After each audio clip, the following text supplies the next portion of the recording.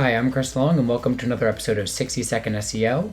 Today we're going to talk about a great Chrome extension that's really helped improve my productivity as an SEO. It's called Scraper. It's a really great tool to quickly extract any information you want from a given page.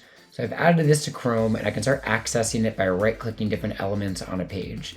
So let's say I wanted to extract information from Okta's site about their navigation. So I could click on their navigation, right-click, and here I can see Scrape Similar. I'm just going to click that, and you can see it automatically grabs all of their different navigation items in that list. I could even play around with the regex a little bit, click Scrape, and now I've quickly extracted over 30 different navigation elements in about 10 seconds. You can also use this for other elements as well. Let's say I wanted to start scraping down some of their blog heading tags.